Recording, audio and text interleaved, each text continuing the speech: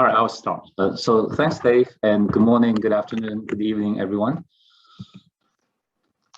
So there's apparently a AI gold rush, as 95% of companies consider AI strategic and are making heavy investments. It's predicted that AI will recover more than 6 billion hours of workers' time every year, and that AI will contribute nearly $16 trillion to global economy in 2030. However, the AI gold rush is far from a guaranteed success. Prior to COVID, only 8% of companies were able to have production AI. And in some companies, 10%, only 10% of their AI pilot projects turn into production systems. So what's preventing companies from adopting AI for production use? The problem actually has little to do with machine learning. To explain this point, we need to differentiate the notions of AI and ML. So here is one cartoonist perspective. According to this cartoon, machine learning is no more than glorified statistics. However, the term machine learning may not be appealing enough. So if you rebrand it to AI, you are more likely to draw a large audience. And here is another perspective. Machine learning is just one technique in the field of AI. Obviously, machine learning is the mainstream technique today.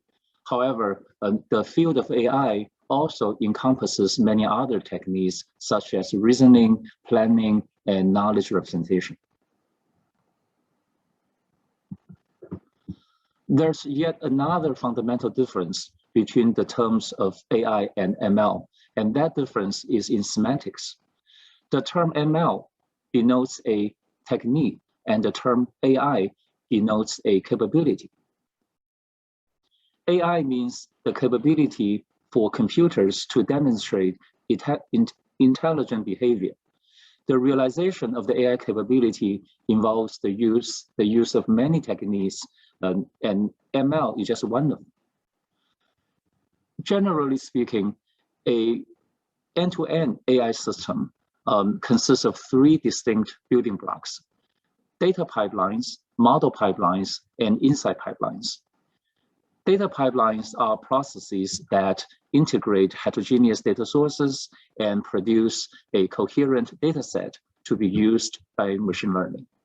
And model pipelines are processes that build machine learning models from the data set. And insight pipelines are processes that derive business insights using data analytics and model inference. In addition, a production AI system also has to cope with infrastructure management, trust management, the operationalization of the AI system, as well as the enablement of hybrid multi-clouds. So as you can see, machine learning is just one element in the grand scheme of things. It roughly corresponds to the model pipelines in our picture. Today, machine learning is pretty advanced, and it can produce very impressive results. However, in order to put machine learning in a production AI system, many other components will also have to be mature enough for the enterprise. However, that's not yet the case. So there are many challenges for enterprise AI. For example, the technical skills available in the enterprise, the accuracy and trustworthiness of machine learning models, the operationalization of the AI applications, whether the corporate culture is mature enough to embrace AI, and so forth. So due to the time constraint, I will focus on two aspects of the challenges in today's talk: the application infrastructure and data infrastructure for AI. So let me start by looking at the application infrastructure.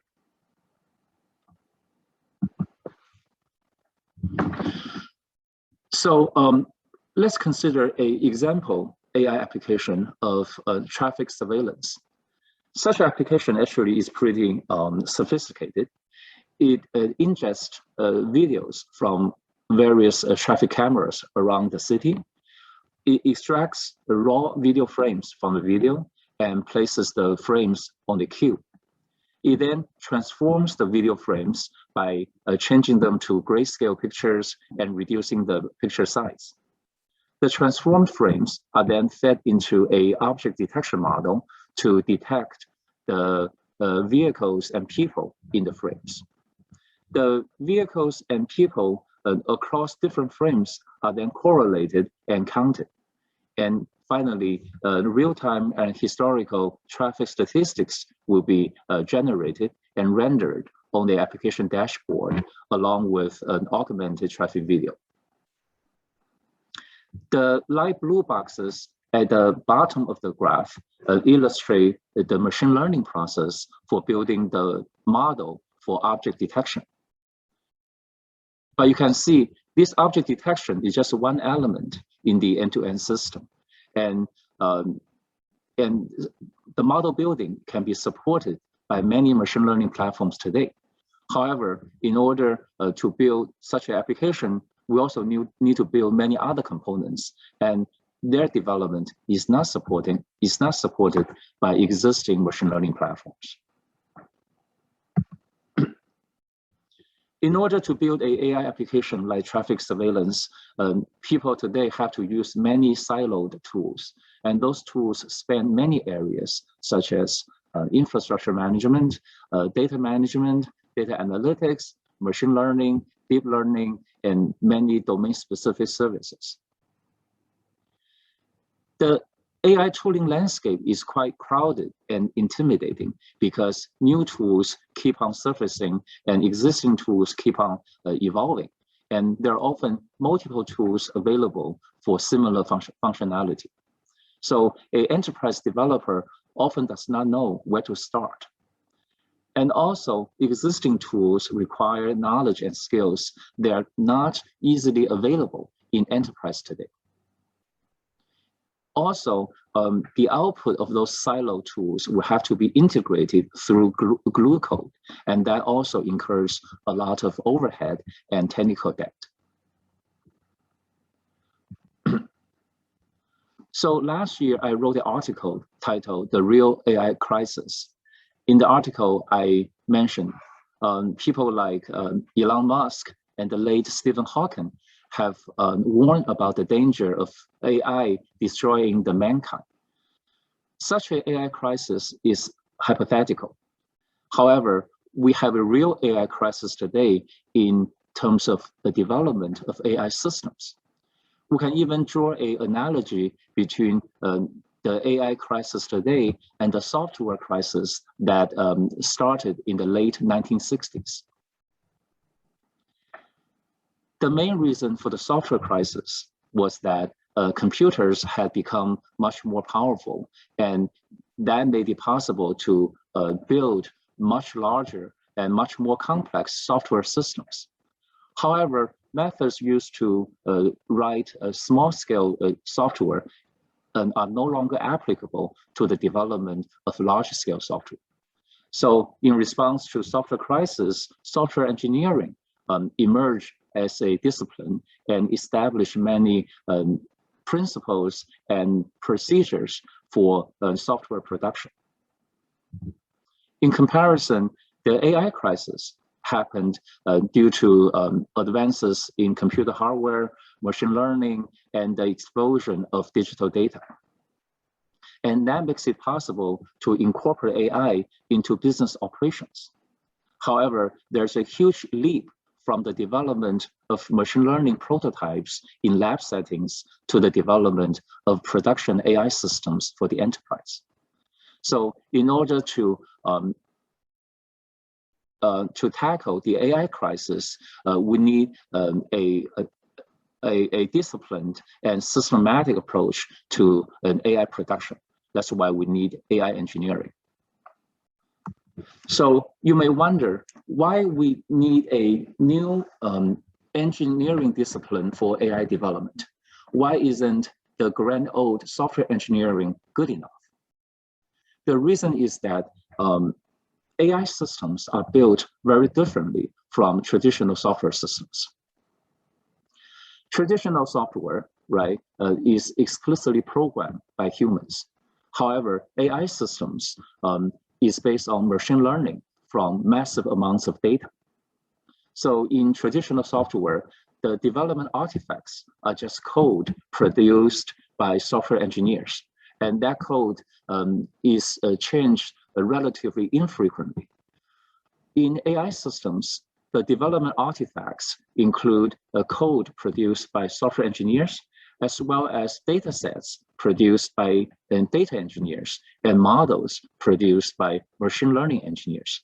And those artifacts change quite frequently due to the need to tune and rebuild the models.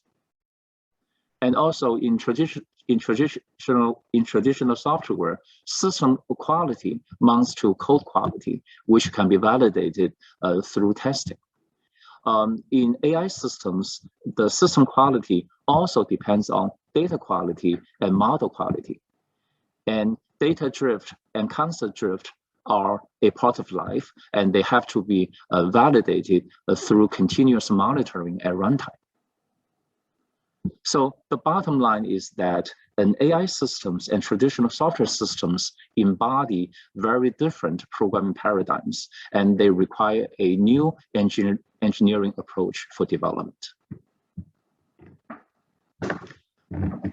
To date, many software engineering principles have been established and widely practiced, such as information hiding, object-oriented design, and agile development. We can expect that many AI engineering principles will be established over time as well. One particular principle I would like to advocate is integrated AI development. That means all components of an AI system should be developed in a consistent and integrated manner. Specifically, a common set of programming abstractions should be provided for software engineers to write code, for data engineers to create data sets, and for machine learning engineers to create models. They should all be done through a common set of programming abstractions.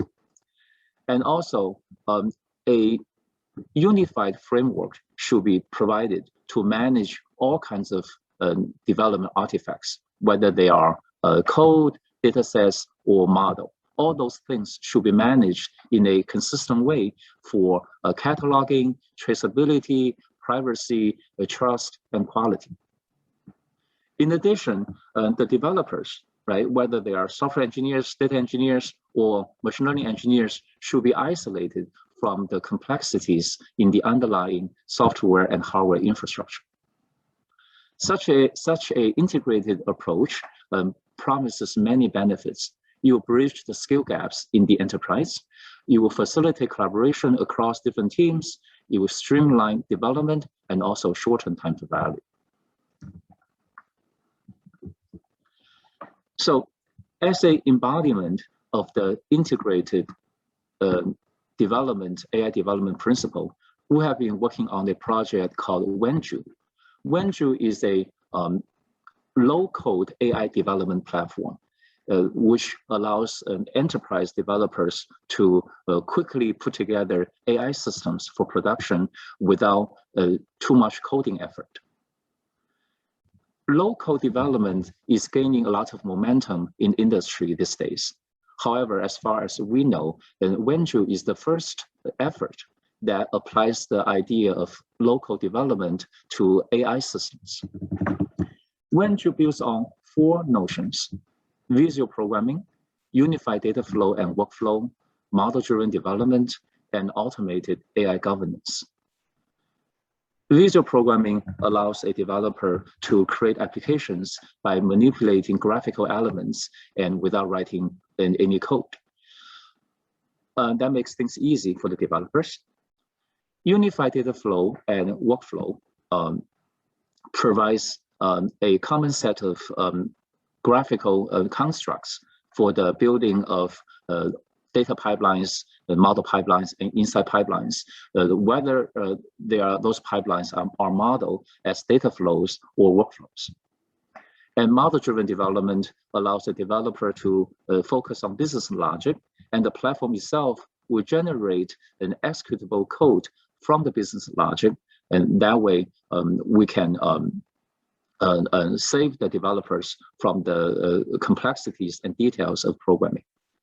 And automated AI governance proactively manages the lineage, governance, and quality of all the AI assets, making things easy for the developers. So specifically, the Wenju platform provides a number of programming abstractions. The X processors are the main building blocks. They represent high-level data and AI functions. Wenju comes with a collection of a predefined set of X processors, and also allows for custom implementation of new X processors. So application developers use X processors to build X graphs, which are graphical representations of various AI pipelines. The X processors in a X graph are connected by X connectors and ports. And data definitions, known as an X data, are associated with ports indicating the input and output of the X processors. So looking at the traffic surveillance application, right, we talked about earlier, it can be created pretty easily using X processors. It turns out that all the major functions needed by the application are already available as X processors from the Wenju system. Those functions include like video ingestion, image transformation, object detection, object tracking, object counting, and traffic statistics calculation. So all those X processors have been pre-built using existing frameworks such as YOLO, OpenCV, NiFi, Spark, TensorFlow, and so forth. So all an application developer needs to do is to configure those X processors and wire them together to form the X graph. So it's pretty simple and straightforward. Under the cover, Wenju provides a X processor SDK that allows the community to build various X processors and grow an ecosystem. The SDK allows existing assets, such as existing data and AI frameworks, PyTorch and TensorFlow programs, Qflow components, and Jupyter notebooks to be easily packaged as X processors and used to build new X graphs. And the X graphs are created using a X graph editor, and they are persisted in a X graph database. The database maintains information on X graph topology and componentry, including X processor configurations and X data definitions. At runtime, a X graph engine processes the X graph and generates an executable code in Python. And that code is run by the flow executor. The flow executor basically orchestrates the execution of X processors, schedules the X processors to the right resources, and scales the X processors based on the workload.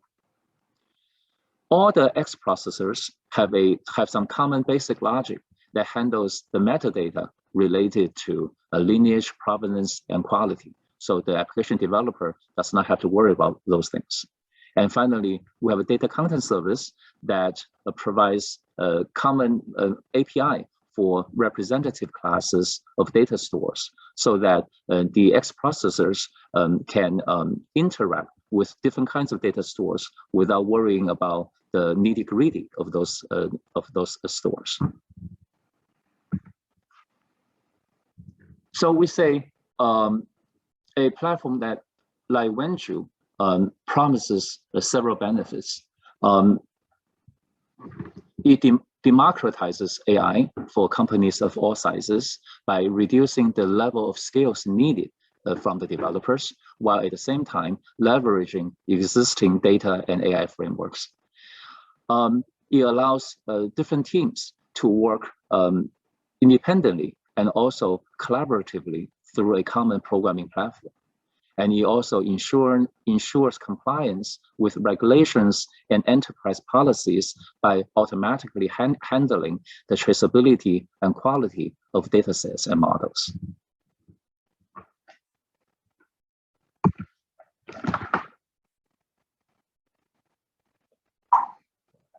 So let me switch gear and talk about the data infrastructure for AI. One trend in data infrastructure is the disaggregation of compute and storage, where the compute servers and storage servers are physically separated and interconnected through a high-speed network. Such a disaggregated architecture enables data sharing through centralized data management. It also enables the independent scaling of the compute cluster and storage cluster. It makes it easy to adopt new technologies and also improves the utilization of data center resources. However, the disaggregated architecture also creates a major performance problem because the compute cluster and the storage cluster are now physically separated, sometimes even over a long distance. There's a long delay for data access. Even when the compute cluster and the storage cluster are in the same data center, they're often deployed on different racks in different clusters. And that means data will have to traverse through multiple layers of oversubscribed networks with very limited data bandwidth. And that is problematic for data parallel AI systems. Research from Stanford University and micro research have both shown that local storage and disaggregated remote storage deliver very different performance results. That could be a 6 or 7 times difference in terms of data access latency and throughput. So that's a substantial difference. So how do we bridge such a major performance gap? The answer lies in exploiting the memory hierarchy. At a micro level, each server, whether it's a compute server or storage server, has a memory hierarchy that spans cache memory, main memory, storage class memory, and storage drive. And at a macro level, the memory hierarchy extends from the compute server to the storage server. So the cache memory on the compute node is where computation takes place, and the storage drive on the storage side is where data is stored. So very often, data has to be moved through all the layers of the memory hierarchy before it can be processed. And obviously, that's not very efficient. The good news is that all layers of the memory hierarchy have some processing capabilities built in these days. Therefore, we can try to push computation down the memory hierarchy so that computation takes place close to the data, and that's near data processing, or NDP. We can also try to move data up the memory hierarchy and leave it there so that we don't have to retrieve data from the storage drive on the storage side every time data is processed. And obviously, that's caching. Both NDP and caching have been studied extensively, but we want to talk about the implications of NDP and caching to AI systems. Existing NDP systems support two forms of computation pushdown. The pushdown of simple operations like filtering and project, and the pushdown of user-defined functions. We argue that there's value to allow the push down of a much wider variety of tasks, such as aggregate operations, joins, group by, top K, and search, as well as AI functions like k-means, classification, and shuffle. They can all be pushed down to the storage side if there's enough computation power on the storage node, which is often the case. And there are multiple ways to specify what kind of computation should be pushed down. Existing practices either specify the individual operations that needs to be pushed down, or register user-defined functions as VM images or container images. And we feel that more advanced specification mechanisms can be beneficial. For example, we can specify the pushdown task in the form of a SQL query, or a directed acyclic graph, or even a serverless function. We need an NDP executor on the storage side to perform the near data processing. That NDP executor can either be integrated into the storage server, or it can be deployed as an external separate entity on the same node as the storage server. And very often, the storage nodes have special hardware, such as SIMD processors and GPUs, and they can also be leveraged to accelerate near data processing. For massively data parallel AI applications, we need a distributed cache that consists of a collection of nodes cooperating together to address the data needs of compute servers. There are many options here. For example, the collection of cache nodes can be managed in a centralized or decentralized manner. The cache nodes can form a peer-to-peer flat topology, or they can form a hierarchy that corresponds to the network topology. Traditionally, a cache only stores source data, but we have found and also confirmed by many other studies that it's also very helpful to cache other forms of data. For example, intermediate results from the queries, metadata on content distributions in each file partition, as well as repartitioned, reorganized data. We can also organize the cache as a multi-tier system that tactically moves data across layers of the memory hierarchy, so that we can increase the effective size of the cache. And finally, prefetching and pre-computing can be added to the cache system to further improve utility of the cache. So we have been developing a project called Caerus that aims to enhance compute, storage, interaction through near data processing and distributed caching. The Caerus project sets itself apart from existing work from other projects in several important ways. First, it is designed to interoperate with all kinds of analytics engines and storage systems instead of being tied to one specific system. And second, it supports the push down of a wide variety of computation tasks, and not just the simple filtering and project operations. And third, it provides a multimodal, multi-tier semantic cache that caches not just source data, but also intermediate results, metadata, and repartition data. I want to quickly show how Caerus is integrated with an analytics engine like Spark. Spark has a component called Spark Driver. The Spark Driver basically takes an application query, it analyzes and optimizes the query, and then creates a physical execution plan. It then generates an executable code for running on a collection of Spark workers. The generated code uses a common data source API to interact with different kinds of data sources. So the Spark driver can be customized through user-supplied rules.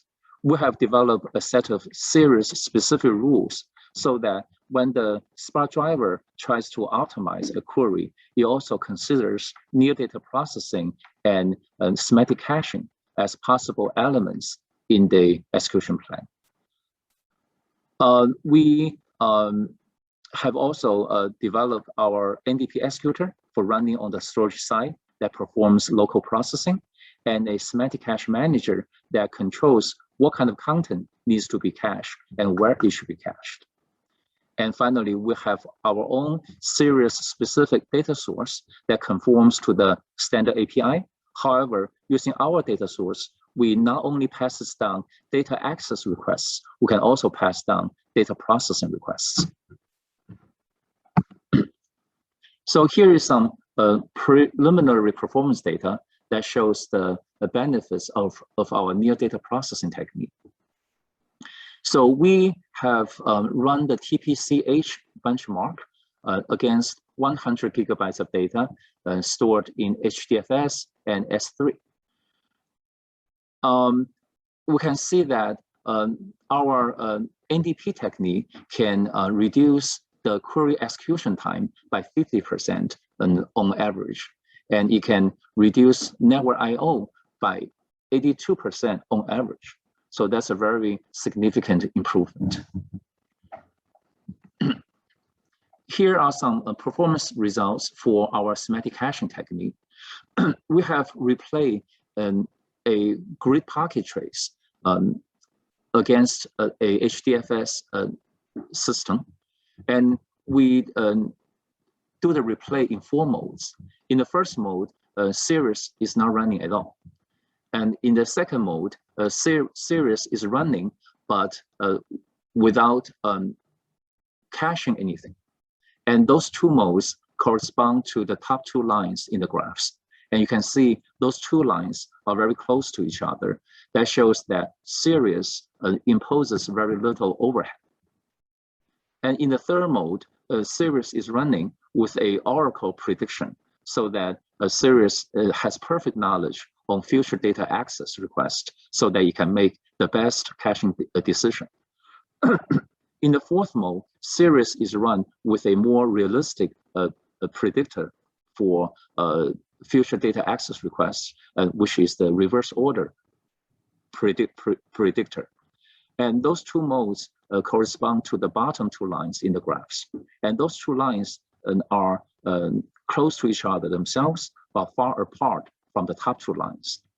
This shows 2 things, right? First, it shows that our reverse order prediction works pretty well, right? It works very similarly as the oracle predictor. And second, it shows that our series semantic caching mechanism makes a big difference in terms of performance. And specifically, our semantic caching mechanism can reduce the trace execution time up to 4 times and storage I/O up to 8 times. So to sum it up, we say there's a huge leap from the development of machine learning prototypes to the development of production AI systems. And the application infrastructure and the data infrastructure are among the many challenges we have to tackle in order to accelerate the adoption of enterprise AI. And we argue that AI engineering and low-code integrated AI development promise the democratization of AI and faster time to value. Near data processing and semantic caching will help bridge the performance gap in the distributed architecture. So that's all of my presentation. I'm happy to answer your questions.